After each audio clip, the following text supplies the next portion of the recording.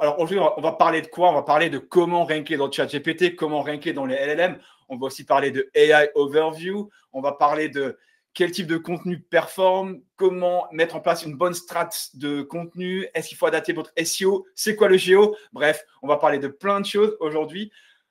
Pour ceux qui ne me connaissent pas, je m'appelle Samuel, je suis fondateur de Sroo. Je sais que certains d'entre vous, certainement, sont utilisateurs de l'outil et d'autres, des prochains utilisateurs de l'outil. Sroo, c'est un outil qui permet d'aider les équipes de contenu à créer un contenu de meilleure qualité. C'est vraiment ça le but de Sroo, vous permettre de créer du contenu de qualité. Ça va analyser les SERPs de Google, ça va vous permettre de créer des briefs de contenu, ça va aussi vous permettre de grouper, faire des cocons sémantiques ou du clustering. Et aussi une nouveauté, ça analyse les AI Overview. Je sais que pour le marché français, ce n'est pas encore très intéressant, mais ça va venir. Mais Sroo maintenant extrait les données des AI Overview. Donc, c'est un truc aussi qu'on va parler dans ce webinaire. Mais je ne suis pas là pour parler de moi. Je suis là avec un ami, avec Luca. Luca, comment le présenter? Je pense que tout le monde le connaît. Donc, fondateur du podcast Position Zéro, un SEO consultant qui vit en Alsace et aussi un récent fondateur d'un SaaS SEO qui s'appelle Query et qui permet d'analyser justement vos visibilités dans les LLM. Lucas, comment ça va? Parle-nous un peu plus de toi pour ceux qui ne te connaissent pas.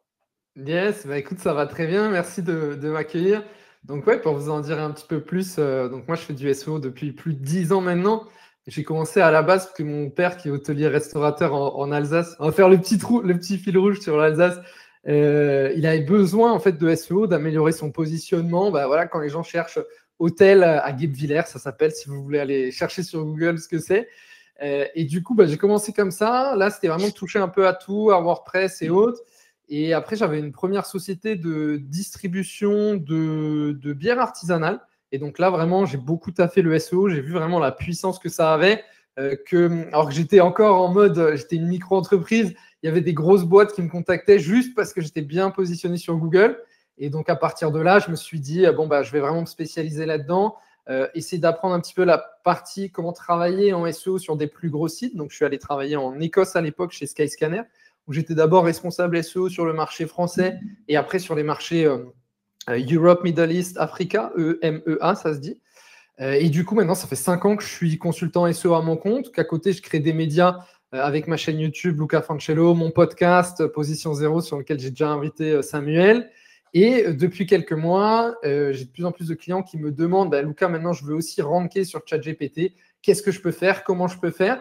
Donc, j'ai créé toute une méthode, un petit peu toute une méthodologie qu'on va vous partager, qui est facile à mettre en place. Donc, à la fin du webinaire, vous aurez vraiment des éléments concrets, genre, ben voilà, je vais aller faire ça, vous pourrez le faire. Et en parallèle, je suis le fondateur d'un outil qui s'appelle Query, Quwary, pour ceux qui veulent aller jeter un œil. Et donc, Query, ben, ça permet effectivement de connaître un peu le positionnement de ta marque sur les IA, sur ChatGPT et autres. Et Query, ça me donne aussi accès à énormément de données, parce que là, maintenant, il y a plusieurs centaines de marques qui sont inscrites, et il y a plusieurs dizaines de milliers de requêtes de LLM qui ont été faites. Donc, ça me permet de savoir, d'avoir de la data là-dessus. Et c'est de la data que je vais vous partager dans ce webinaire, que j'ai encore jamais partagé, parce que je suis en train de faire l'étude. Donc, on s'est dit avec Sam, bon, ben, on va commencer un peu à partager tout ça. Et tu apprends plein de choses sur comment les LLM parlent, comment il faut leur parler, quelles sources ils vont utiliser, quelles sources ChatGPT utilise. Ce n'est pas les mêmes que Google sur l'AI Overview et tout ça. Voilà, c'est un peu tous les trucs que je veux livrer dans ce webinaire, quoi.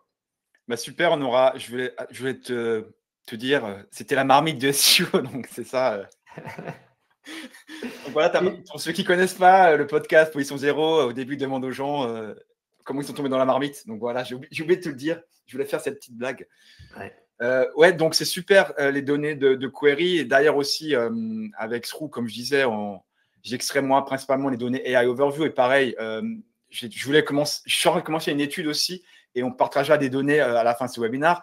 Mais la première question, c'est quoi, Luca, c'est quoi Géo? C'est quoi ce nouveau terme? Generative Engine Optimization. Tu peux nous expliquer à ceux qui ne connaissent pas qu'est-ce que c'est? Ouais, carrément. Bah, du coup, tu sais, il y a le SEO, Search Engine Optimization, optimiser ton site pour les moteurs de recherche. Et en fait, maintenant, qu'est-ce qui est apparu dans le monde? C'est les Generative Engine. Donc, c'est les outils de génération, hein, les IA, qu'on appelle aussi parfois les LLM, Large Language Model. Et en gros, du coup, forcément, il y a quelqu'un qui a inventé un terme. Et ce terme, c'est GEO, Generative Engine Optimization. Je pense que la question un peu sous-jacente et la question, je pense que vous vous posez dans l'audience, dites-nous un peu dans le chat si c'est bien la question que vous vous posez. C'est en gros, est-ce que c'est différent du SEO, tu vois? Est-ce qu'il y a des optimisations différentes que je dois faire pour me positionner sur ChatGPT de ce que je faisais déjà en SEO jusque-là? Et oui, c'est le cas. Il y en a. Je le vois dans les données, je le vois dans ce que les gens y font pour différentes raisons. Pour une première raison, c'est que les LLM ont un moyen différent de positionner des pages plutôt que des autres. Tu vois, là où sur Google, pendant des années, il y a eu cet algorithme du PageRank sur lequel on s'est beaucoup basé, où en gros, chaque lien allait envoyer du jus vers une autre page et autres. Je ne vais pas forcément détailler ici parce que le PageRank, on pourrait en parler pendant 1 heure. Là, le GEO, il y a plein de petits détails un peu différents dont on va parler. Et voilà, en gros, c'est pour moi, tu vois, c'est pas genre une nouvelle discipline, c'est juste une discipline complémentaire de ce qu'on faisait déjà et qui va faire qui nous oblige, nous, en tant que personnes qui font du SEO, que vous ayez une marque, que vous soyez responsable marketing ou autre, à nous remettre en question et à réapprendre un petit peu à faire certaines choses et à faire quelques nuances en plus. Ouais, on l'a compris. Donc, Géo, c'est que du marketing. Voilà, on peut arrêter le webinar.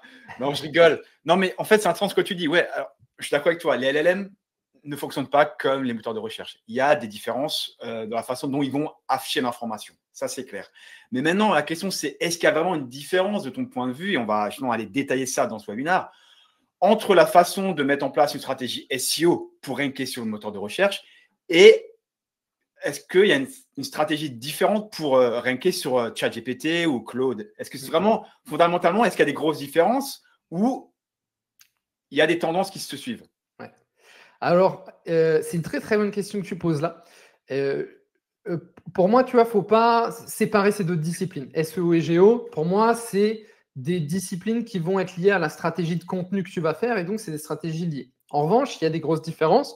Il y a une première différence, c'est dans la façon de chercher. Tu vois, là où sur Google, on était en mode fainéant, meilleure lampe pour un décor YouTube, comme on a tous les deux des lampes ou machin. Là, c'est un petit peu différent. Sur un LLM, tu vas être en mode conversationnel. Tu vas arriver sur ChatGPT et tu vas dire je veux faire des vidéos YouTube. Mon objectif, c'est d'en tourner une par semaine. Quelle lampe tu me conseilles pour avoir un bon décor cinématographique? Ce genre de choses, tu vois. Donc, il y a une première chose, c'est qu'il y a une différence dans la façon de faire des requêtes, tu vois, dans la façon d'aller chercher. Il y a une différence aussi dans la relation que tu vas avoir. Tu vois, quand tu vas chercher quelque chose sur Google, tu vas arriver sur un site, tu n'as pas de relation avec ce site, donc ça ne va pas forcément pousser ta décision. En plus, si tu connais un minimum le web, tu sais que c'est tous des sites d'affiliation qui vont te recommander la meilleure lampe, donc ils vont tous toucher une commission. Là où ChatGPT, normalement, est censé être beaucoup plus indépendant et tu as une sorte de relation parasociale. Tu vois, c'est un peu comme les gens qui regardent mes vidéos YouTube, qui ont l'impression de me connaître ensuite parce qu'ils voient mon énergie, surtout que moi, je suis assez… tu vois, je ne suis pas quelqu'un d'autre quand je suis sur YouTube, tu vois, je suis moi-même. Et bien là, c'est pareil. Avec ChatGPT, on a un peu une relation parasociale, c'est-à-dire qu'on va lui poser des questions, il va nous dire « je te conseille ça », on lui fait confiance parce qu'on a une conversation avec lui, c'est notre copain, tu vois, quasiment. Et même, ça peut être dangereux, cette relation dans le futur, tu vas falloir qu'on y pense. Et après, tu as une autre grosse différence, c'est que tu vois, c'est cette idée du PageRank. Donc, le PageRank, c'est un algorithme de Google.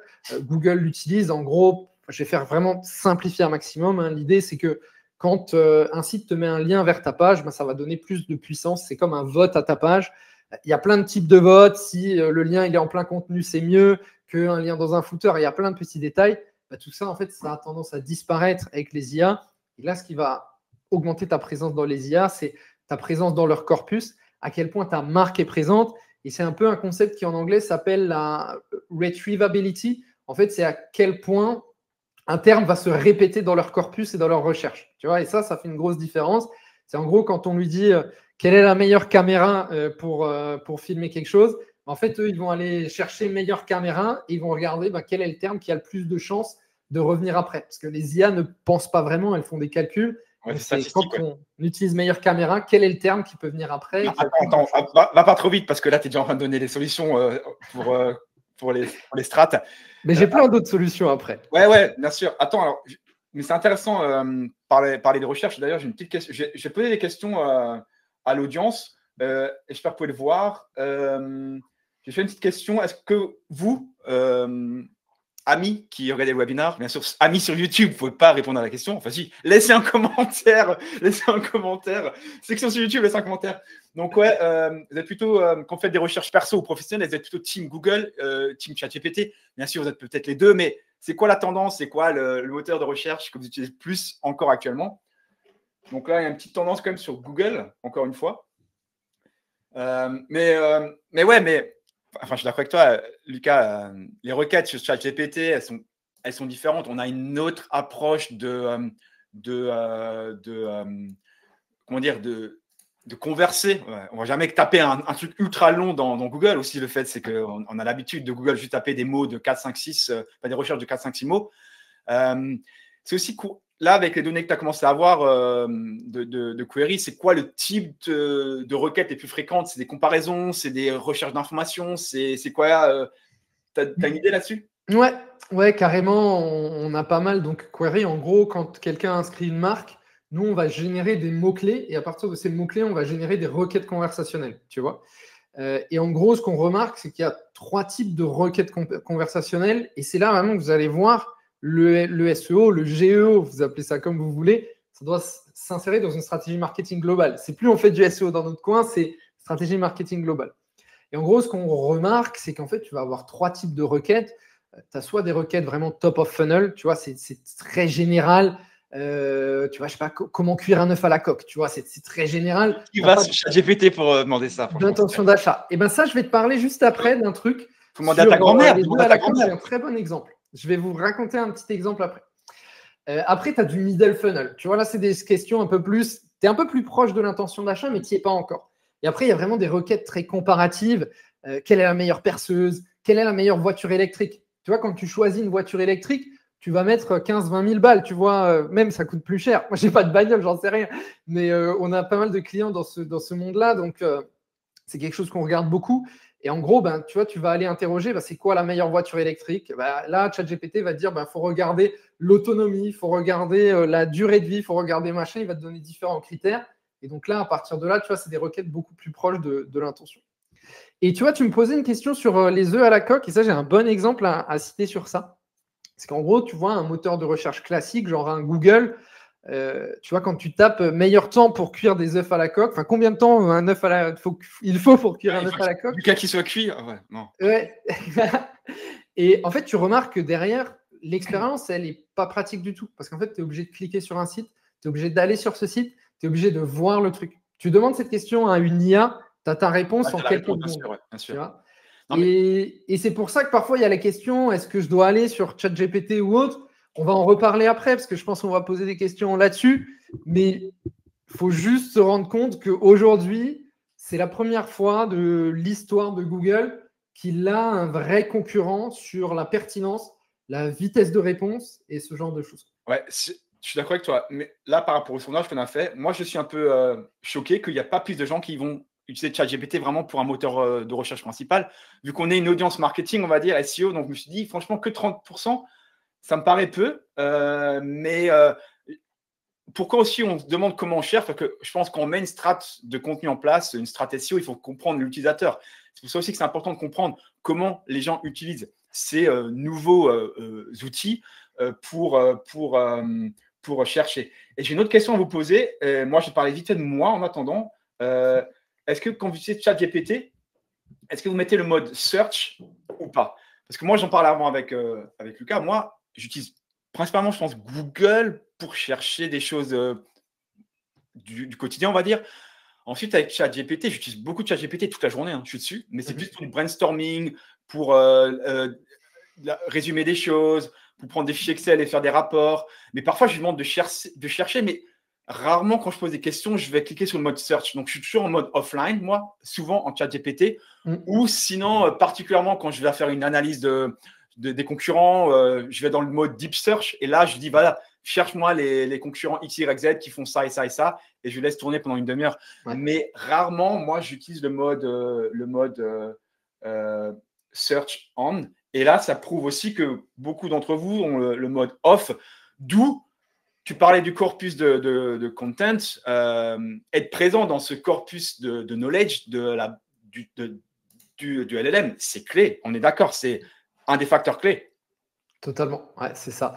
Donc, en gros, peut-être je vais faire un petit rappel, un petit overview. En gros, vous le savez, hein, quand vous faites une recherche sur ChatGPT, soit ça vous ressort directement, soit vous cherchez directement sur ChatGPT, vous avez la possibilité d'ajouter la recherche web. Et donc ça s'appelle le RAG, Retrieval Augmented Generation, c'est-à-dire que l'IA ne va pas uniquement vous répondre avec son corpus, mais il va aussi répondre avec le corpus qu'il va trouver sur le web. Ce qu'on sait, c'est que ChatGPT, il a un partenariat avec Bing, donc il va se baser sur Bing. Bing n'a jamais été autant utilisé qu'aujourd'hui. À mon avis, ils doivent en être très contents de ce partenariat. Bing qui appartient à Microsoft, il faut aussi le savoir. Du coup, déjà, il y a un premier truc que je veux dire qui est intéressant sur le sondage qu'on a fait, c'est que 30% des gens disent « j'utilise ChatGPT » pour rechercher. Ça, c'est quelque chose qui, dans l'histoire, tu vois, c'est jamais arrivé. Jusque-là, c'était 95% Google, 5% sur un malentendu, j'utilisais Cosia, tu vois. Ouais. Donc déjà là, si ChatGPT est capable, après 2 ans, 3 ans d'existence, de prendre 30% d'un marché, qui est un marché de 126 milliards de dollars, parce qu'il faut aussi voir ça de manière macro, en fait. Pourquoi Google aujourd'hui a peur? C'est que Google est une entreprise publique. Google, forcément, les investisseurs, ils sont en train de dire mon action, elle baisse, qu'est-ce qui se passe, tu vois? Donc, forcément, il y a tout ça. Et donc, tout ça aussi, si ChatGPT est capable de prendre ces 30%, c'est déjà énorme, quoi. Mais du coup, j'ai divagué. Je ne sais même plus quelle était la question de départ. Il y a le mode on, il y a le mode off, mais je pense que la clé, justement, pour pouvoir être visible et apparaître dans les résultats de recherche des LLM, c'est être dans ce corpus, dans cette base de connaissances du LLM. Donc, il faut que ta marque soit visible. Et donc, tu m'avais parlé d'une technique sur LinkedIn, un truc à me dire. Est-ce que tu voulais en partager un peu plus aujourd'hui? Carrément. Mais du coup, tu vois, sur le corpus, déjà, je vais donner un peu de contexte pour toutes les personnes qui nous écoutent. Donc, vous savez, OpenAI, forcément, pour se créer au départ un peu cette intelligence artificielle, ils ont dû se baser sur un corpus du web. Le seul corpus qui est public, dont on sait un petit peu ce qui est sorti, c'est celui de ChatGPT 3, il me semble, ou 3 points, je ne sais pas combien, mais voilà. Et en gros, il y avait dans la base de données une grosse partie de Wikipédia. Et d'ailleurs, dans l'étude de source, dont je vais reparler après, mais on le voit qu'encore aujourd'hui, Wikipédia est une des premières sources utilisées par ChatGPT. Et ensuite, il y avait ce qui s'appelle le Common Crawl. Donc, le Common Crawl, en fait, c'est une organisation publique à but non lucratif qui a pour but de prendre le maximum de données du web et ensuite de les grouper et de les laisser un peu en accès public ensuite. Alors, je ne sais pas exactement s'il y a un coût ou autre, mais en tout cas, il y a cette présence au départ. Si vous avez été capable d'être présent dans ce corpus de départ ou autre, eh bien, ça va vous aider forcément à mieux vous positionner. Et tu vois, il y a un truc super intéressant dans l'étude que j'ai menée, c'est qu'en gros, j'ai pris 11 000 questions qui ont été posées à ChatGPT et donc plus de 11 000 réponses. Et j'ai regardé en fait les URL de réponses que ChatGPT a utilisées en source. Donc en gros, ChatGPT nous dit en source, j'ai utilisé cette page-là de ce site-là et j'ai regardé ce qui ressort. En fait, il se trouve que tu as encore une bonne partie des URL qui contiennent 2023 dedans. Donc tu vois, c'est dire si en fait tu as un corpus un petit peu utilisé avant qui est encore un peu utilisé et que ChatGPT va encore utiliser en source. Alors, ça ne veut pas dire que si vous mettez 2023 dans votre URL, vous allez mieux ranker sur ChatGPT. Je tiens vraiment à préciser parce que je sais que ça peut vite partir dans tous les sens. Mais en tout cas, on voit à partir de cette étude un peu de données qu'il y a beaucoup encore de données de ce premier corpus de 2023 qui va sortir. Et du coup, il y a plein de choses un peu en technique à faire. Déjà, si tu peux avoir une page Wikipédia et la compléter, forcément, ça va aider ChatGPT à mieux te mentionner parce qu'il sait qu'il va pouvoir se baser sur des données claires et autres encore. Il y avait un autre SEO aussi qui disait LinkedIn, ça appartient à Microsoft. ChatGPT, c'est un partenariat avec Microsoft. Avoir une page de ta société sur LinkedIn, probablement, ça a des chances d'avoir des données un peu plus faciles. Alors ça, je mets vraiment une nuance parce que moi, j'ai très peu vu LinkedIn utilisé en source par ChatGPT dans mon étude. Est-ce que c'est parce que je n'ai pas eu les bonnes questions? Il faudrait faire des études sur des millions et des millions de requêtes. Aujourd'hui, je suis sur 10 000 requêtes, donc petite nuance, mais dans tous les cas, une page LinkedIn, ça ne peut pas vous faire de mal, donc c'est des petites choses à faire rapidement. Et après, ben, la première chose à faire aujourd'hui pour ranker, c'est de réussir à maîtriser les sources. Et qui est capable de maîtriser les sources de ChatGPT ben, va avoir une chance de se positionner. Et tu vois la technique dont je parlais sur LinkedIn, c'est que, alors je ne vais pas révéler le nom du client ou autre, parce que lui, du coup, ça lui donne un avantage concurrentiel actuellement. En gros, c'est une agence web, pour faire simple, et c'est une agence web qui est à Paris. Et donc, en gros, on a identifié que quand on demandait quelle est la meilleure agence web à Paris, bah, ça ne sortait pas. Et on a identifié les sources sur ChatGPT et on a vu en fait que dans ces sources, il y avait une liste d'articles. Et ces articles, bah, c'était meilleure agence web à Paris, numéro 1, numéro 2, numéro 3. Bon, ben moi, très simplement, j'ai contacté ces gens sur LinkedIn et une semaine après, j'étais présent dans le top 10 des meilleures agences web à Paris. Donc, tu vois, aujourd'hui, il y a ces petites améliorations simples qui te permettent de gagner du temps très rapidement. Mais au final, ça revient au même alors que faire du backlink. Je veux dire, tu n'as peut-être pas forcément d'avoir besoin d'un lien vers ton site, mais il faut qu'en fait, ta marque soit mentionnée dans les sources utilisées par les LLM. Donc, ouais. Mais d'ailleurs, est-ce que c'était des liens ou est-ce que donc l'agence a juste contacté ces agences et tu leur as dit mentionnez-nous sans lien ou avec un lien? Là, en l'occurrence, figure-toi que c'était sans lien. Parce que le lien avait déjà été acheté par quelqu'un d'autre. Donc, ils m'ont dit, si tu veux, on peut te mettre dedans, si tu nous donnes un lien en échange. Mais voilà, c'est le seul truc. Et justement, sur ça, je ne sais pas si tu t'en rappelles, toi, mais quand tu es passé dans mon podcast, donc Position Zéro, tu as dit un truc intéressant à l'époque, c'est que tu avais dit… Un truc intéressant, j'ai juste dit un truc intéressant et ça va être… un seul. Donc, vraiment, saisissez-le. C'est là. Alors, 1, 2, 3, vas-y. Ben, faire du backlink, c'est faire du branding, en fait, tu vois. Souvent, les SEO, on a un peu cette vision du backlink en mode, il faut avoir le lien positionné sur la bonne encre et autres. Mais en fait, faire du backlink, c'est avoir un autre site qui te mentionne et c'est du branding. Et donc, c'est un peu ça le nouveau paradigme du netlinking sur les IA. Ce n'est pas forcément obtenir un lien, c'est obtenir des mentions de ta marque.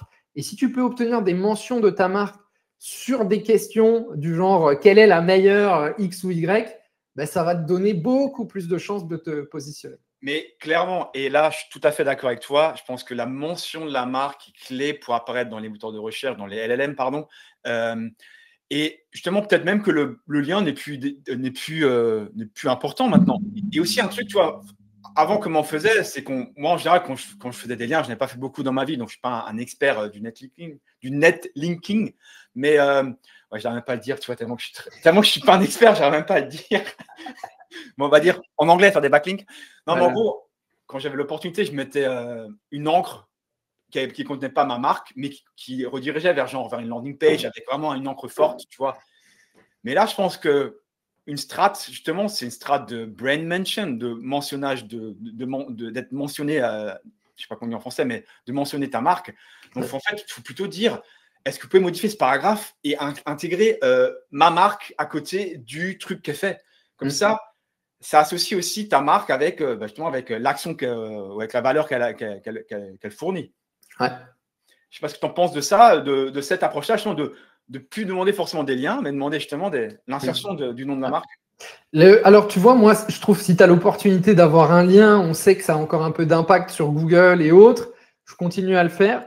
Mais tu vois, si on me dit, je peux pas te mettre un lien parce que raison X ou Y, je suis quand même content d'être mentionné. J'ai plus peur de juste être mentionné parce que je sais que ça a un impact dans les moteurs de recherche, quoi. Dans les… Ouais, bien sûr. C'est un impact parce qu'au final, quand tu as le mode live ou que tu as le mode search on, ils utilisent des index. Donc là, il faut aussi avoir des liens pour bien ranker.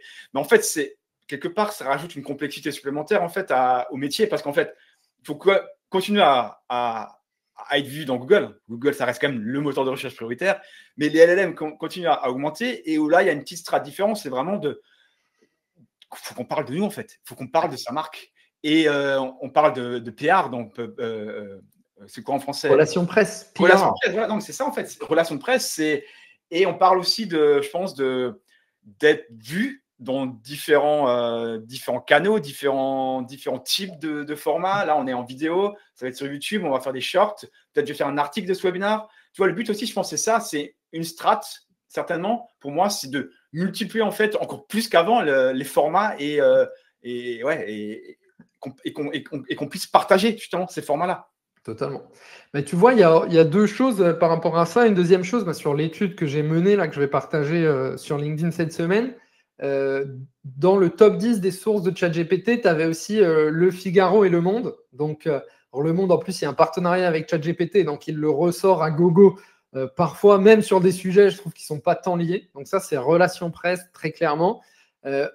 Sur certains de ces médias, c'est encore très facile d'avoir un lien juste en payant. Donc, potentiellement, vous pouvez gagner du temps là-dessus. Et après, sur le long terme, le mieux, moi, j'ai toujours encouragé les mentions gratuites. C'est ce qui est le mieux. Et après, un autre point aussi, c'est ce que tu parlais sur les vidéos. Et ça, c'est sur Gemini. Donc, Gemini, qui est l'IA de Google, sur laquelle AI Overview va probablement beaucoup se baser. La deuxième source principale, c'est YouTube, tu vois. Donc, YouTube, très important, être présent sur YouTube d'une manière ou d'une autre. ChatGPT aussi, très souvent, il met des vidéos YouTube en complément de ses réponses. Donc, honnêtement, je pense qu'une strat YouTube, créer du contenu autour de ce que vous faites, c'est très important. Et sur YouTube aussi, il y a un truc qu'on voit de plus en plus, tu vois, c'est qu'avant, c'était vraiment avoir un décor de ouf, des trucs de dingue et tout. Comme le mien, tu veux dire? Ouais, exactement. Tu connais. Là, je trouve que YouTube, tu vois, on peut performer en étant soi-même ou autre. Tu vois, au niveau français, tu as plein de marques, genre Swappen, Dougs, Conta, qui font des super trucs sans non plus, tu vois, avoir des décors de ouf. Ouais, faut pas avoir une prod de fou, mais en fait, le truc, c'est le conseil que moi je donne, c'est lancez-vous. N'ayez pas peur. Prenez une caméra, prenez un micro et allez-y. Avoir un bon son, c'est essentiel. Avoir une bonne lumière, c'est essentiel. Ça ne demande pas un gros investissement. Mais là, pour rebondir sur ce que tu as dit, justement, avec Srou, j'analyse les AI Overview maintenant depuis plusieurs semaines. Et clairement, YouTube, dans les AI Overview, c'est la source numéro 1. Parfois, il y a même des AI Overview. Donc, les AI Overview, pour ceux qui n'ont pas encore vu beaucoup d'entre elles, vu qu'en France, elles ne sont pas disponibles, en gros, tu as le résumé du texte et à côté, tu as la liste des sources. Et c'est des sources qui sont utilisées pour justement faire ce résumé. Et ça arrive parfois qu'il y a pas une vidéo YouTube, pas deux, mais 3. Il y a 3 vidéos YouTube. Genre, je prends un exemple. Meilleur logiciel de comptabilité. Il y avait une vidéo YouTube qui faisait le top 10 des logiciels de comptabilité. OK. Une vidéo qui était un versus entre 2 solutions et une troisième qui était aussi un autre versus avec 2 autres solutions. Donc, en fait, ça montre aussi que ça peut prendre différents types de formats. Et voilà. Donc, mais vidéo YouTube, important pour les AI Overview. Et aussi Reddit. En France, on n'est pas très, très Reddit, mais c'est aussi une source qui est utilisée. Je ne sais pas si tu as vu ça du côté des LLM, toi. Ouais, j'ai vu que c'est assez utilisé. Moi, je l'ai plus vu sur Gemini dans ma data. Mais ouais, en gros, Reddit et Google, de toute façon, maintenant, c'est une histoire d'amour un peu. Tu vois que ça ressort de partout. Et en fait, tu sais, c'est toujours une question de pertinence. En fait, pourquoi on utilise Google depuis des années? Parce que c'était toujours le moteur de recherche le plus pertinent. Et en fait, aujourd'hui, les IA ne veulent pas faire d'erreur. Et donc, en prenant un peu du contenu de Reddit, tu vois, si tu demandes que disent les gens sur la Tesla, je ne sais quelle Tesla, que disent les gens sur Tesla, en fait, sur Reddit, ils savent qu'ils vont avoir des opinions honnêtes. Et du coup, ils vont pouvoir scraper cette donnée et la donner ensuite, quoi. Ouais, bon, après, honnête, jusqu'à qu'elle sera plus honnête. Jusqu'à que les gens ont compris que c'est là-bas que ça se passe et qu'il faut aller polluer Reddit, ce qui est déjà le cas. On va prendre quelques questions rapidement de Quentin qui a dit en général, la fraîcheur de l'info est ultra importante. Ça aussi, c'est un point que j'ai analysé avec Srou, c'est que en moyenne, les sources des AI Overview sont plus fraîches, donc une date de publication plus récente que le reste de la SERP. Donc, je pense que oui, c'est important, mais je ne suis pas sûr que c'est ultra important. Mais c'est important, mais ce n'est pas non plus le facteur clé.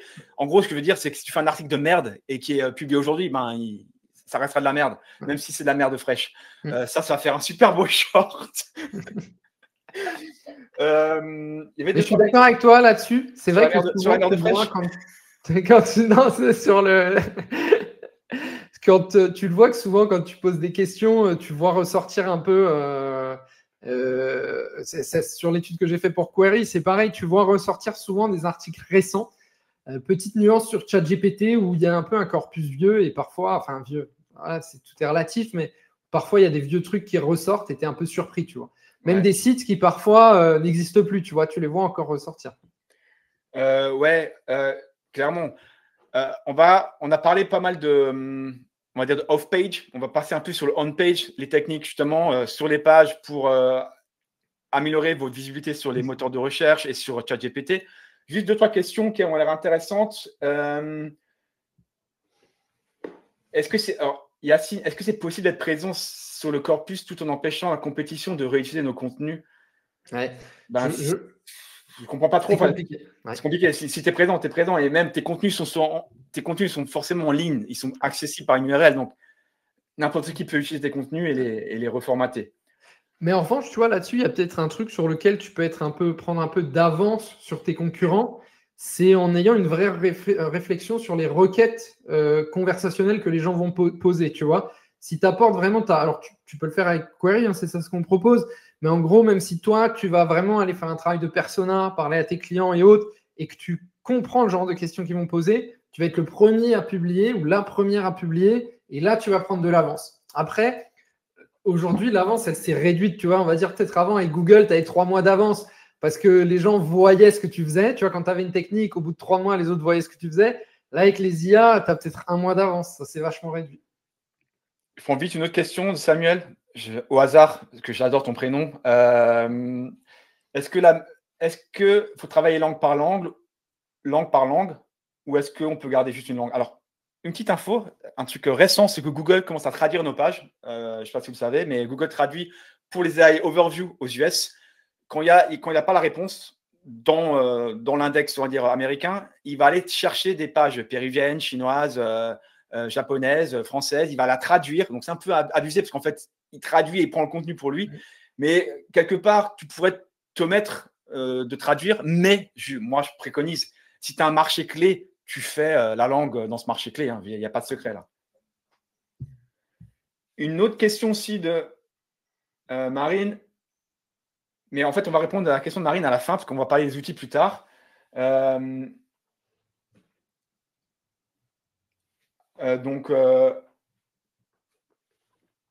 Alex nous dit, nous sommes en train de nous tromper en croyant que les requêtes générées par LLM, basées sur les probabilités de token suivants, reflètent les requêtes réelles des utilisateurs dans les LLM.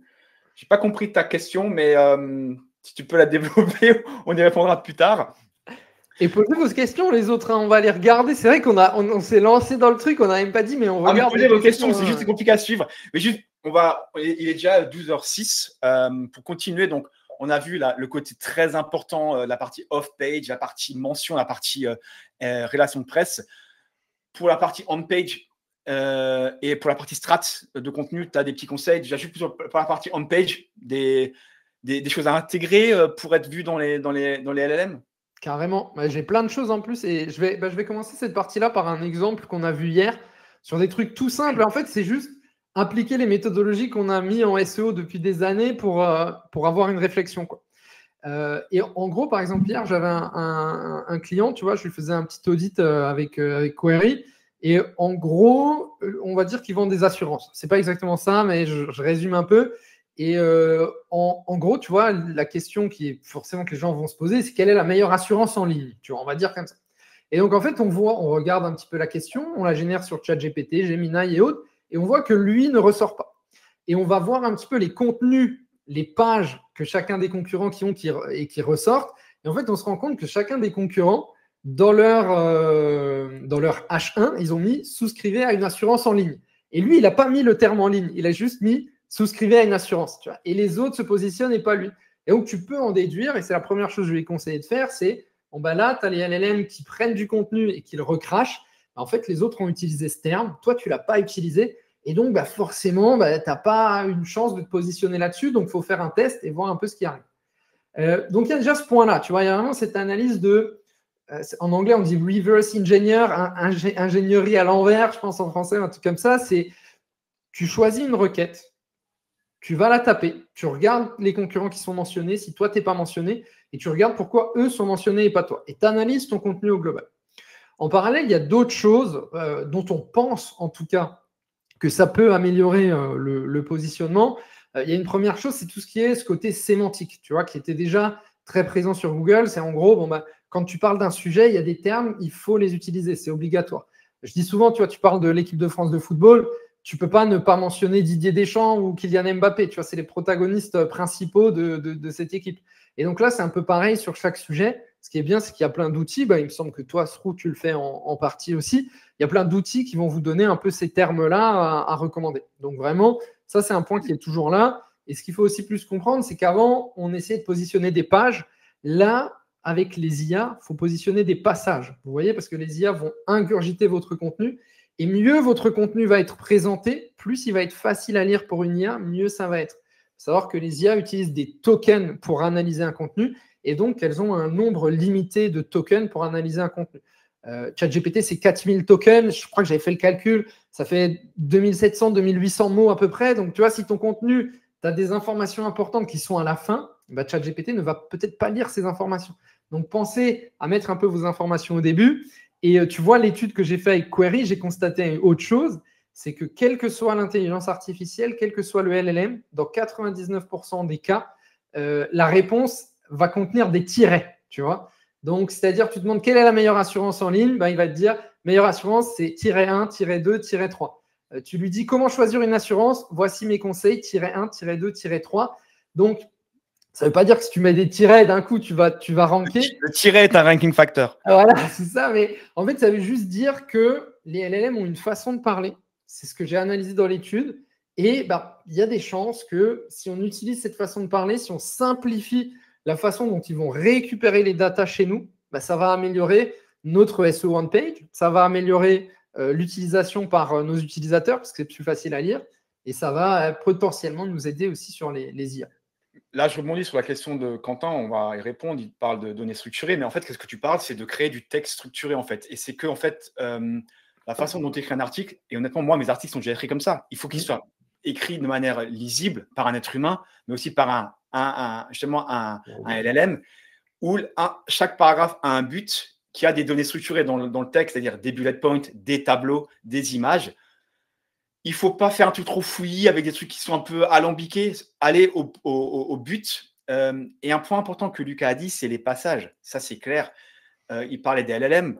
J'ai récemment lu un article de Mike King, on va le partager, il est ultra intéressant, qui explique un peu comment AI Overview et le AI Mode qui est aux États-Unis fonctionne. En fait, quand tu tapes une query, d'une, ça fait des sous-queries.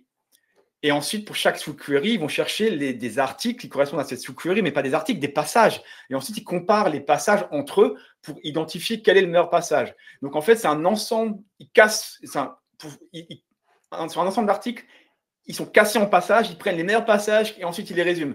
Donc, le but, c'est vraiment, au niveau du passage, au niveau d'une section d'un article, d'être clair. Donc, c'est vraiment, je pense, dans la façon de faire du copywriting, il y aura un truc à faire. Et aussi, ce que j'ai lu et vu, c'est aussi quand vous écrivez, dire pour qui quelle est votre audience. Voilà. Vous ciblez je sais pas, des PDG d'entreprises dans ce type d'industrie. Indiquez-le dans votre texte, que ça soit vraiment compréhensible par le chatbot. Ouais. Et pour les données structurées on-page, toi, tu as des retours là-dessus? Est-ce que avoir des schémas FAQ ou des trucs dans le genre, est-ce que ça joue?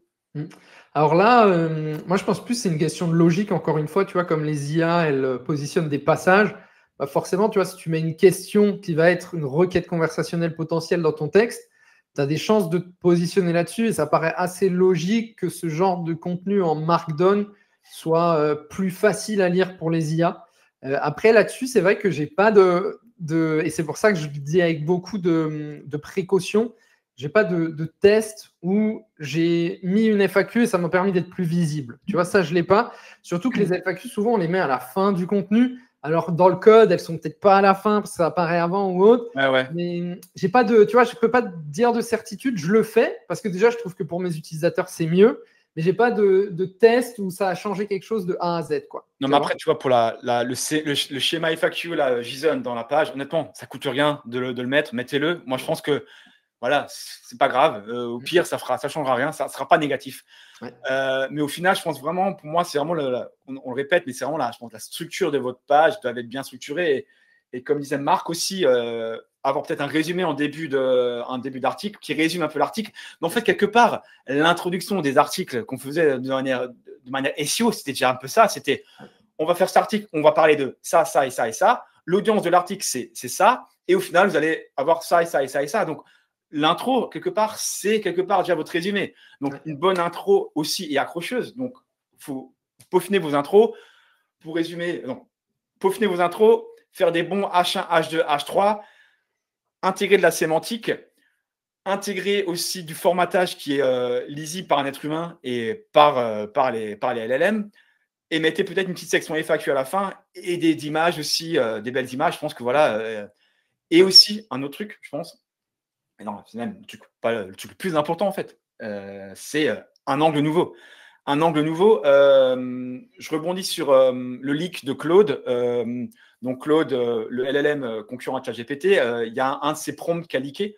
Mais en gros, pour faire vite, à un moment donné, quand il devait chercher sur le web et favoriser un article plutôt qu'un autre, il favorisait l'article qui rapportait une valeur ajoutée par rapport à son corpus initial.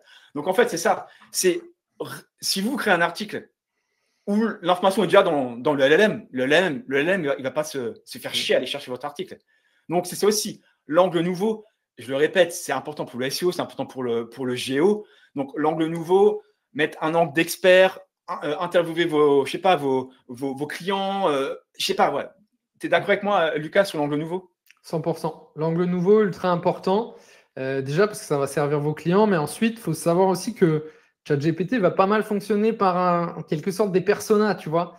Et d'ailleurs, il y a un truc, tu vois, un exemple que j'ai, tu vois, il n'y a pas longtemps, j'étais en Corse et je lui demande, tu vois, je cherche un vélo de course pour débutants, qu'est-ce que tu me conseilles, tu vois? Et donc, il me dit, je te conseille ce vélo, machin truc. Et il me dit, à Bastia, tu peux l'acheter ici, tu vois. Et je dis, mais attends, comment tu sais que tu es à Bastia? Ah, je me base sur tes précédentes questions, machin truc. Donc, ChatGPT utilise aussi le passé un peu des utilisateurs et du coup, les personas deviennent importants. Donc, c'est-à-dire que réfléchir un peu, ou même dans votre contenu, avoir des pages qui vont être dédiées à certains personas, bah, ça va être important. Je prends l'exemple, tu vois, de Renault parce qu'on en parlait avant. Tu vois, Renault, ça a à la fois des voitures électriques, des voitures de société ou autres. Quand tu parles de voiture de société, c'est pas la même voiture de société pour un commercial qui va beaucoup rouler que pour un marketeur qui en a besoin une fois par semaine. Tu vois, bah, du coup, et encore une fois, comme les IA, vous voyez, avant c'était une recherche, une page. Là, les IA, vous leur donnez une recherche, elles font des dizaines de recherches différentes. C'est ce qui est sorti aussi sur le leak. Et donc, forcément, si vous êtes capable, en topic cluster, d'être présent, quelle est la meilleure voiture de société pour un commercial? Quelle est la meilleure voiture de société en électrique? Quelle est la meilleure voiture de société? Et bien tout ça, en fait, déjà, ça va servir vos utilisateurs, ça va servir votre site, et derrière, ça va servir les IA et vous allez performer. Exactement. Et pour résumer ce que tu viens de dire, parce que c'est important de résumer aussi pour les IA, donc en fait, ma phrase là, ce segment-là sera juste un short en fait. Non mais donc pour résumer aussi, une bonne stratégie de contenu pour être présent dans ChatGPT, c'est verticaliser vos contenus par industrie ou par type de persona ou par les deux. Voilà, donc c'est vraiment avoir des contenus un peu plus verticaux. Je pense que ça sera ça la clé aussi, pouvoir ranker correctement dans le futur, dans les LLM, mais aussi sur Google. Hein. Faut être franc, c'est plus simple de ranker sur une requête un peu de longue traîne verticalisée, genre industrie spécifique pour persona spécifique, que de vouloir targeter le gros mot-clé avec beaucoup de volume et tous les gros qui sont dessus. Ouais. Et tu vois, c'est un peu ce qu'on dit, c'est parfois il n'y a pas de volume de recherche sur SEMrush ou je ne sais quel outil, tu vois. Et c'est pas grave, en fait. Si c'est intéressant pour ton audience et que tu sais qu'ils cherchent ça, ces outils-là n'ont pas toutes les données, tu vois. C'est trop intéressant. Je pense qu'on aurait pu parler 2 heures. On va avancer. On va passer maintenant à la crème de la crème. Non. Petit clin d'œil au podcast Position Zéro. D'ailleurs, je recommande, abonnez-vous, écoutez-le et likez mon épisode aussi en particulier. Dites que c'est le meilleur. Il a dit une chose intéressante dans ce podcast. Tu dis une chose intéressante, c'était à la minute 32 exactement. Donc, allez à cette minute-là et vous allez voir, vous allez être époustouflés. On va passer à une dernière séquence. On va parler des outils, notamment de Query et de Sroo. En attendant, je vous pose 2 questions rapidement. Est-ce que vous pensez développer, pour être présent dans les LLM, une stratégie SEO différente ou est-ce que vous allez rester plutôt sur la stratégie classique SEO pour être présent dans les LLM? Et une autre question, est-ce que vous traquez déjà la visibilité de vos marques dans les LLM? Ouais. Répondez à ça parce que ça nous intéresse tous les deux. C'est ça, exactement. Alors, pour commencer la section sur les outils, je vais prendre la question de Marine. Comment voir les requêtes faites sur les IA qui atterrit sur notre site. En gros, la question de Marine, c'est est-ce qu'il y a un Google Search Console de ChatGPT? Malheureusement, non. Je ne suis pas sûr que c'est la stratégie de ChatGPT de faire ça dans la suite. J'ai entendu des bruits comme quoi certains disaient que ChatGPT va venir avec un sort de Search Console équivalent, donc on peut avoir les requêtes tapées qui ramènent vers notre site. J'y crois pas, moi perso. Ça n'existe pas encore cet outil. Il n'est pas encore en place. D'ailleurs, Query ne fait pas ça, mais peut-être que tu peux nous dire un peu plus ce que fait Query. À quoi ça sert en fait, ton outil? Carrément. En fait, Query, ça te permet d'auditer la visibilité de ta marque sur les LLM. Donc, ça te permet vraiment justement ces requêtes conversationnelles, ça te permet de les générer automatiquement. Nous, on va se baser sur un petit algorithme maison qui se base sur plein de choses, à la fois les people also ask, à la fois les questions de perplexity, à la fois ce qu'on demande directement au LLM. Et donc, en gros, si tu veux, Query, comment ça marche? Tu vas mettre ta marque, ton site, on va t'auditer un peu cette marque et à partir de là, on va observer les mots-clés qui sont importants pour ta marque. Donc, par exemple, tu ajoutes Renault, nous, Query va identifier véhicule électrique, parce que c'est une grosse priorité de Renault actuellement, véhicule de société, break familial, voiture familiale, ce genre de choses. Et en fait, à partir de ces mots-clés-là, on va générer des requêtes conversationnelles qui sont les requêtes typiques de ChatGPT, ou de n'importe quelle IA. D'ailleurs, je dis souvent ChatGPT parce que c'est lui qui domine un peu le marché en France. Mais à partir de là, on va générer ces questions-là. Et donc, ça va te permettre de les avoir. En revanche, ce qu'on n'a pas aujourd'hui, c'est une estimation du volume de ces requêtes, de combien de fois elles sont tapées. Et ça, pour l'instant, c'est impossible. Mais donc, on est obligé de se baser un maximum sur les personas, tu vois, pour savoir ce qui est recherché potentiellement. Alors après, il y a plein d'autres techniques aussi qu'on va utiliser. C'est que, par exemple, on va aller sur ta Google Search Console et on va regarder dans ta Google Search Console quelles sont les questions qui ont été posées, par lesquelles les gens sont arrivés. Comme ça, on sait qu'il y a du volume déjà sur Google. S'il y a du volume sur Google, 99% de chances qu'il y en ait sur ChatGPT. Et donc, en gros, on combine comme ça pour vraiment faire un premier audit. Et à partir de ce premier audit, tu vas avoir une visibilité un peu de ta marque par modèle. Tu vois à quel point tu es visible sur ChatGPT et une visibilité de ta marque sur les mots-clés. En revanche, effectivement, une ChatGPT console comme la Google Search Console, ça n'existe pas pour le moment. C'est pour ça qu'il faut utiliser un peu des hacks et c'est pour ça qu'on a créé Query justement pour donner ces indications, quoi. Ouais, après, comme dit, de manière générale, Query et d'autres outils, même la Search Console, ça donne des estimations. C'est pas la science exacte, bien sûr. Les recherches que Query propose, c'est des recherches estimées, on va dire. Voilà, mais bien sûr, comme on l'a dit en début de webinaire, vous, moi, Lucas, vous allez taper différemment dans ChatGPT pour au final arriver sur un résultat qui peut être semblable. Mais ce que tu es obligé de faire un peu, c'est d'auditer et d'avoir un. Et c'est là que, dans un sens, tu vois, c'est une chance pour nous et une malchance. C'est que le SEO automatique en mode recherche SEMrush et autres, que tous les deux on combat un peu depuis des années, là, c'est le retour de l'humain en fait. C'est le retour de parler à tes clients, de réfléchir à ce qu'ils recherchent, de réfléchir aux personas. Et tout ça, c'est une opportunité pour nous, les consultants SEO, de remettre ça sur le devant de la scène. Tu vois. Quelques questions. Ouais, les regex de Lucas sur LinkedIn, ouais, clairement, c'est les regex pour trouver les questions, c'est très important. Et après, tu peux bien sûr utiliser aussi. Vous pouvez aller sur votre Search Console. Comment auditer, en fait, le but, c'est comment auditer votre présence dans les LLM ou comment auditer votre présence dans Google aussi. Allez voir ces queries qui ont des que, quoi, où, etc. Donc, les queries avec des questions. Faites un export et je pense que vous pouvez ensuite l'importer dans Query, on est d'accord, non? Exactement, ouais. C'est exactement ce qu'on conseille de faire et en plus, après, on complète avec la donnée qu'on a sur Query, quoi. Samuel dit auditer la non-présence, mais donc auditer votre visibilité. Donc, quelque part, tu auras où vous êtes visible, oui, où vous n'êtes pas visible. Ouais. Si tu n'es pas présent, tu le vois rapidement sur Query, je te dis. Ouais. Mais là, Florian me demande comment ça fonctionne. Je peux expliquer comment ça fonctionne avec mes mots. Donc, en fait, vous rentrez une liste de mots-clés ou de recherches. En fait, parlons de recherche. Et ensuite, ils vont aller taper dans tous les LLM pour voir si votre marque est présente ou pas. Bien sûr, il faut aussi entrer votre domaine et votre nom de marque. Et ensuite, ils vont aller voir sur l'ensemble de recherches quelle est votre position par rapport à vos concurrents. Donc, c'est un peu ça l'idée de Query et qui permet justement de faire un audit de votre présence et de voir où ensuite vous n'êtes pas présent et donc créer un article qui permettra justement d'être présent. On est d'accord. C'est ça le but, c'est de détecter la non-présence. C'est ça, ouais, c'est ça. Et ça, c'est d'observer, tu vois, où tu es présent et où tu ne l'es pas. Et tu sais, avant, tu me demandais est-ce que tu as des conseils de GEO on-page et autres. Et tu vois, il y avait un sujet et puis on en reparlera peut-être après dans les 5 dernières minutes sur tes dernières questions. C'est la voix active, le fait de parler à la voix active, en fait. Et le ChatGPT aime les contenus à la voix active, c'est plus simple à interpréter. Et tu vois, par exemple, on constatait hier sur un mot-clé comment choisir une assurance en ligne. Ben, en fait, celui qui ressortait, c'était celui qui avait mis le titre comment choisir une assurance en ligne. Et l'autre avait mis assurance en ligne, double point, comment choisir. Tu vois, et celui qui ressortait, c'est celui qui avait fait cette phrase simple, facile à interpréter, comment choisir une assurance en ligne. Et en fait, c'est tout ça que Query te permet de faire parce que tu vas voir les réponses sur lesquelles tu n'es pas présent. Et là, tu vas pouvoir voir tes concurrents qui sont présents à ta place et tu vas pouvoir analyser qu'est-ce qu'ils ont fait de différent de moi. Pourquoi ils sont mieux placés. Ouais, eux, leur titre, il est mieux fait à la voix active. Moi, j'ai oublié de mettre un H1, c'est peut-être pour ça que je ne suis pas présent. Plein de choses comme ça que tu vas pouvoir constater et travailler.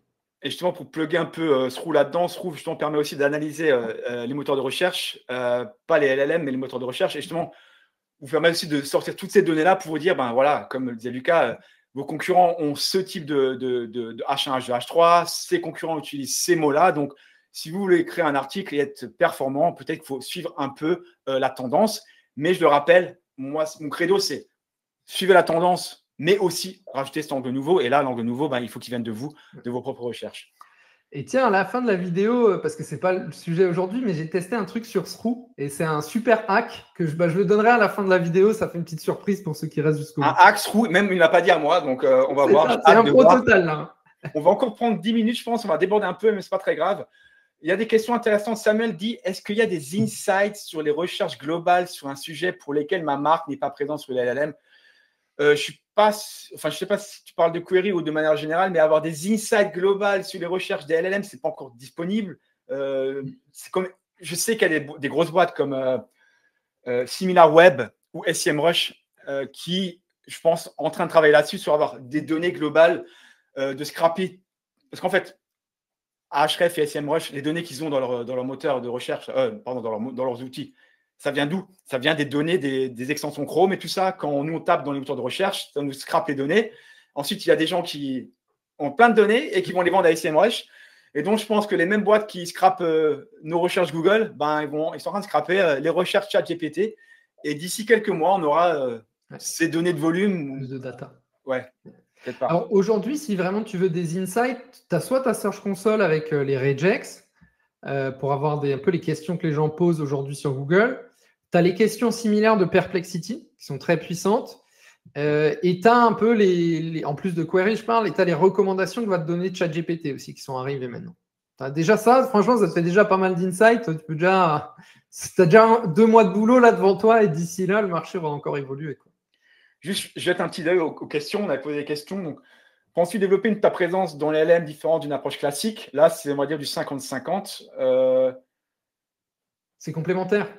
Non, je ne sais pas ce que c'est ma question. Penses-tu que développer ta présence… Alors, c'est quoi ma question? Le mec, il ne sait même pas les questions qu'il pose. Penses-tu que développer ta présence dans les LLM demande une approche différente du SEO classique? Les 55% ont répondu oui. Ah, ok, intéressant. Et donc, là, il y a des gens qui répondent non, donc ça augmente nouveau le non. Donc, on va dire 50-50. Honnêtement, 50-50. Ensuite, est-ce que vous traquez la visibilité de vos marques dans les LLM? 55% ont répondu oui et 45% ont répondu non. Donc, voilà, ça commence doucement, mais c'est clair qu'on va peut-être avancer, Lucas, mais pour faire les dernières questions. Mais au final, est-ce que tu penses que… Tu vas me dire oui, bien sûr. La question, tu vas me dire oui, mais… Une marque, actuellement, est-ce qu'elle doit se concentrer aussi sur ChatGPT en plus de Google? Ouais. Alors, tu fais les réponses et les questions maintenant. Les questions et les réponses. Ouais, je fais directement la réponse. Donc, oui. Lucas, tu peux dire oui, s'il te plaît? Non, alors, en gros, tu vois, je vais quand même avoir une nuance là-dessus. C'est que, en gros, si vous avez une marque et vous n'avez jamais travaillé le SEO et vous n'avez aucune stratégie de contenu en place, déjà, il faut commencer par mettre en place une stratégie de contenu. Tu vois, c'est déjà le début. Après, il faut être conscient de ce qui va se passer sur ChatGPT pour optimiser votre stratégie de contenu. Mais faut pas délaisser le référencement naturel. Tu vois, pour moi, c'est complémentaire. Les deux stratégies sont complémentaires. Il y a des petites choses auxquelles maintenant il faut être attentif niveau IA, auxquelles avant on s'en foutait, ça ne changeait rien. Comme l'exemple que je t'ai dit sur la voix active, tu vois, avant, tu avais des très très bons rédacteurs, rédactrices qui parlaient à la voix passive et ça ne changeait rien, tu vois, alors que là maintenant ça commence à changer quelque chose. Il faut être conscient des questions que les gens vont se poser, il faut se former aussi. Et c'est ça ce qui est dur dans notre métier là aujourd'hui, c'est qu'il y a une remise en question de tout ce qu'on fait, tu vois. Mais pour moi, c'est deux stratégies complémentaires. Il faut conscientiser le fait que les IA, c'est important. C'est fini les trucs où parfois j'entends encore des gens dire c'est pas important et autres. Arrêtez, tu vois, moi, ma mère, elle a 55 ans. Quand elle cherche un café à un endroit, elle cherche sur ChatGPT, elle cherche plus sur Google, tu vois. D'accord. Donc, c'est pour dire, c'est plus le truc des marketeurs, ChatGPT, c'est global maintenant. Mais en tout cas, il faut le conscientiser. Et après, il faut adapter un peu ta stratégie selon les cas. On va passer à une liste de questions en vrac, mais juste pour finir, je vais envie de rebondir sur la remarque de Quentin qui, en fait, ça va nous obliger à nous intéresser à la vraie intention de recherche. Et moi, je trouve que ça, c'est vrai. En fait, intéressons-nous à nos clients, aux questions qui se posent, au type de format qu'ils veulent lire, qu'ils veulent voir, qu'ils veulent écouter. Je veux dire, si vous vous intéressez à vos cibles et si vous faites des contenus qui résonnent, et vous allez performer sur les réseaux sociaux, vous allez performer dans les moteurs de recherche, vous allez performer dans les LLM. Donc, au final, c'est ça, quelque part, c'est revenons à la base et faites du contenu de qualité. S'il y a une agence qui cherche, recrutez Quentin et donnez-lui un trophée. Il a tout compris. Exactement. On va finir 5 minutes, une petite séquence questions rapides où Lucas, je te pose 2 questions. Et après, j'ai mon hack sur Trou aussi. Et après, c'est ton hack. Donc, on va prendre 10 minutes encore, les gars. À part les Alsaciens qui ont faim et qui sont déjà partis manger. Mais les autres, vous pouvez encore attendre 10 minutes. Donc, Lucas, je pose 2 questions. Enfin, 2 questions. Non, je pose une question. tu vois le principe. Allez, on commence. C'est parti. T'es prêt? Je suis prêt. SEO ou GO? Je vais dire GEO parce que pour moi, SEO va toujours être là, mais GEO parce que là, il faut se former sur ça. Tu vois, il faut se former aux nouveaux outils, aux nouveaux usages. Il faut être à l'écoute du marché. Il faut observer les gens autour de nous. Donc, GEO. Prioriser ça, quoi. Très bien, super. Ranker numéro 1 sur Google ou être mentionné par ChatGPT? Je vais dire ranking numéro 1 sur Google, notamment pour l'audience française aujourd'hui, parce qu'on a encore il n'y a pas encore AI Overview en France, donc on a encore un peu de temps devant nous. Il y a peut-être des Belges et des Suisses, j'espère, dans ce webinaire. Vous êtes les bienvenus, parce que chez vous, c'est déjà le cas. Donc, profitez encore peut-être des 2 mois qui restent pour ranking numéro 1. Et après, même, en fait, si tu veux, ranking numéro 1, pour moi, c'est pas juste une position sur Google, c'est un ensemble d'un travail que tu dois faire, tu vois, de réflexion sur ton utilisateur et autres. Et ranking numéro 1 peut te faire mentionner sur ChatGPT. Donc. D'ailleurs, avant de poser la prochaine question, par rapport aux AI Overview, j'ai analysé un truc intéressant avec Sroo, c'est que être dans le top 3 des résultats organiques comme on les connaît, ça ne favorise pas le fait d'être mentionné par les sources des AI Overview. Ouais. Les premiers tests que j'ai vus, c'est qu'être dans le top 3, on a 20% de chance d'être mentionné par les sources. Donc, c'est intéressant. Je ne sais pas comment dire de tout ça, mais c'était pour la petite remarque. Très bien.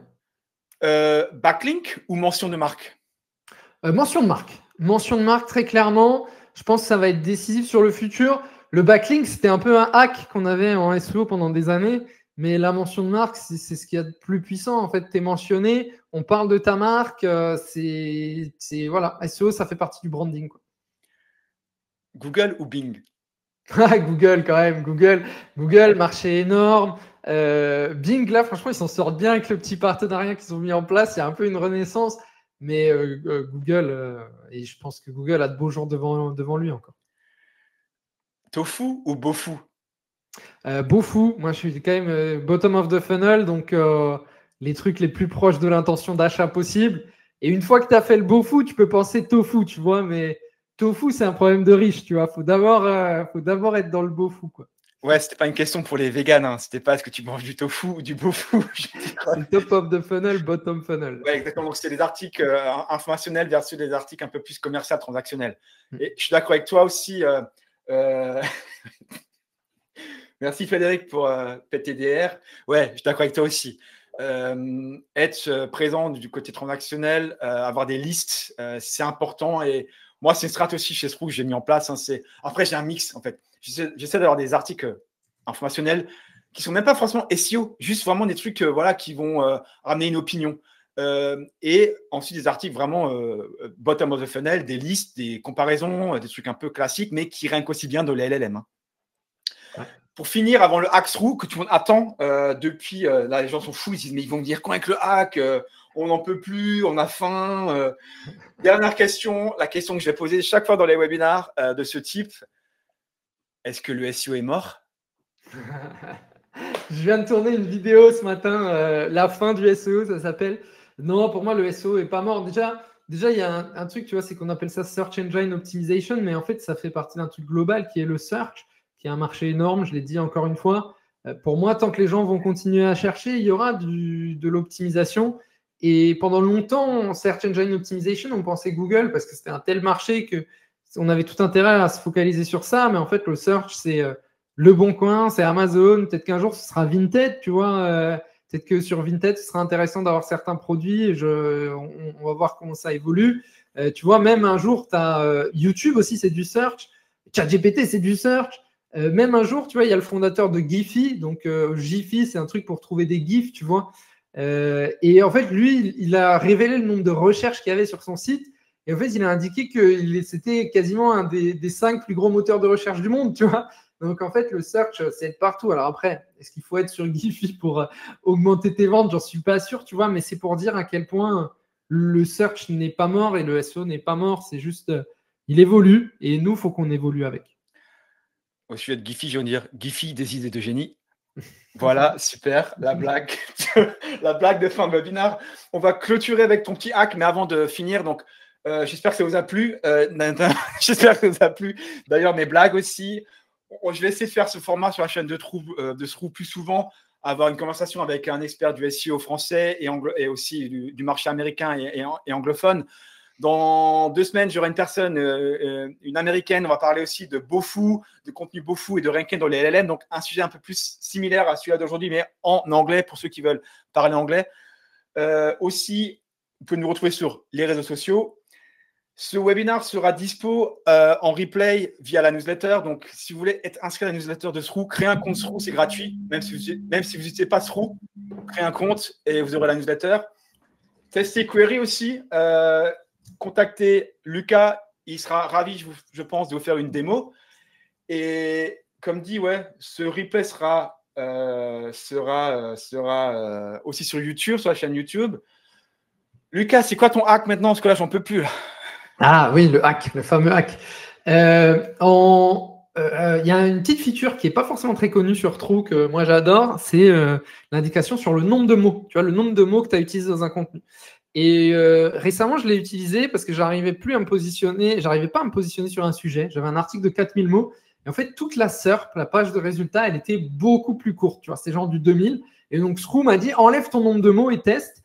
Et c'est un truc que j'ai testé et je me suis retrouvé en top 10 alors que ça faisait des mois et des mois que je naviguais position 80, 99, des conneries comme ça. Et d'autant plus important aussi que, on l'a dit avant, les tokens de ChatGPT, ça fait que peut-être que tout votre contenu ne va pas être scanné. Ça peut être scanné différemment. Donc, utilisez ce petit hack de regarder le nombre de mots pour faire cette analyse. Le nombre de mots, encore une fois, n'est pas un critère d'algorithme ou autre, mais il y a quand même une indication qui est apportée par ça. Super, merci. J'aurai un super short où tu vas dire des super trucs sur Sroo. Mais au-delà, par rapport à Sroo, mais pourquoi aussi j'ai créé Sroo, c'est pour l'analyse des SERP, c'est comprendre vos concurrents, comprendre ce qu'il faut mettre, comprendre comment structurer vos articles, et c'est clé, et c'est ça la clé aussi. Comprenez, passez un peu une phase d'analyse et vous allez faire des articles et des contenus qui performent. Ouais, Quentin, réessaye Sroo, il y a beaucoup de choses qui ont changé.